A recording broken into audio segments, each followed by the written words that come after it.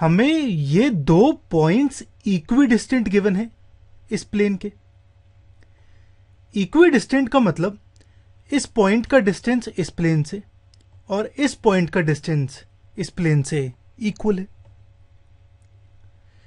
P की value निकालनी है। ये निकालने के लिए distance of point from plane का फॉर्मूला ये होता है r.n इक्वल टू डी। अगर प्लेन की इक्वेशन हो तो फॉर्मूला ये आएगा। ए होता है यहां पे पोजीशन वेक्टर उस पॉइंट का। तो पहले हम ए निकालते हैं दोनों पॉइंट्स का। पहला पॉइंट है 1 1 P, तो इसके पोजीशन वेक्टर को कहता हूं A1। ये होगा 1i 1j P के। ऐसे ही दूसरा पॉइंट है -3 0 1, तो इसका पोजीशन वेक्टर कहता हूं A2। ये होगा -3i 0j 1 के। अब A1 और A2 आ गए। मैं यहां पे N और D निकालता हूं पहले इस प्लेन में। प्लेन की इक्वेशन कुछ ऐसे है। 13 को राइट साइड लेके जाता हूं तो ये कुछ ऐसा आएगा। लेकिन प्लेन की इक्वेशन में कभी भी राइट साइड नेगेटिव नहीं होती, हमेशा पॉजिटिव होती है। तो इस माइनस को यहां ले जाता हूं।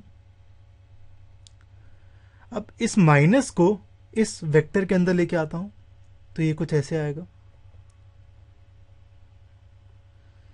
तो हमारी प्लेन की इक्वेशन ये आ गई। अब इस इक्वेशन में अगर कंपेयर करूं इसे r.n इक्वल टू डी से, तो n वेक्टर होगा ये वेक्टर -3i -4j 12 के, और d होगा मेरा 13। तो n और d आ गए। अब n का मैग्नीट्यूड निकालता हूं। ये होगा -3 का स्क्वायर -4 का स्क्वायर 12 का स्क्वायर। ये आएगा √169 यानी 13। तो n का मैग्नीट्यूड 13 आ गया। अब मैं दोनों पॉइंट का डिस्टेंस निकालता हूं प्लेन से। पहले पॉइंट A1 का डिस्टेंस निकालता हूं प्लेन से। ये होगा A1.n - d by magnitude of n।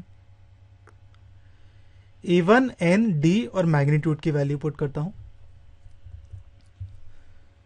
अब ये दोनों वेक्टर्स का डॉट प्रोडक्ट हो रहा है, तो इसका आई कैप और इसका आई कैप का जो तो इसके आई कैप में जो टर्म है और इसके आई कैप में जो टर्म है वो मल्टीप्लाई होगी, यानी 1 इंटू -3 होगा।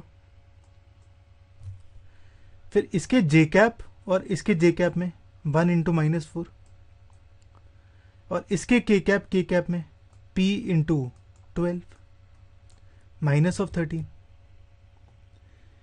इसे सॉल्व करूं तो ये आता है 12p - 20 बाय 13। इसको ऐसे ही छोड़ देते हैं फिलहाल के लिए। मैं डिस्टेंस निकालता हूं पॉइंट A2 का प्लेन से। पॉइंट A2 का डिस्टेंस प्लेन से का फॉर्मूला ये होगा, वैल्यूज पुट करता हूं।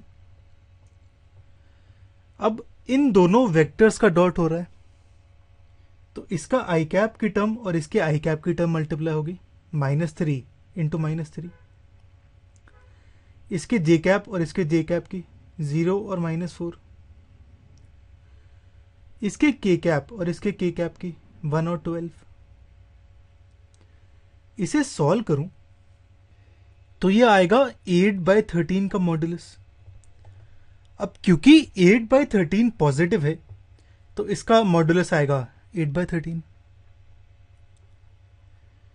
अब गिवन है प्लेन है इक्विडिस्टेंट इन दोनों पॉइंट से, तो ये दोनों इक्वल होंगे। तो मॉड्यूलस ऑफ 12p - 20/13 ये 8/13 के इक्वल है। अब यहां डिनोमिनेटर में मॉड्यूलस ऑफ 13 होगा 13, और 13 कैंसिल आउट होंगे यहां और यहां से। तो ये आएगा modulus of 12p - 20 equal to 8। अब मॉड्यूलस इक्वल टू समथिंग है, तो जब मॉड्यूलस हटाऊंगा तो मेरा प्लस माइनस का साइन आएगा।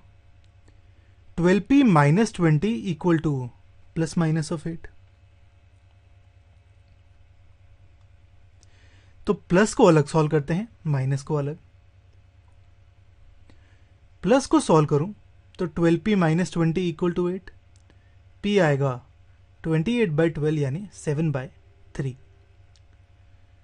ऐसे ही 12p minus 20 equal to minus 8 को सॉल्व करूं, सॉरी यहां पे 8 है, माइनस 8 प्लस 20, ये आएगा 12/12 यानी 1। तो p की वैल्यू 7/3 है और p की वैल्यू है 1। अब ये जो आंसर है हमारा, ये पीछे बुक से मैच नहीं करता।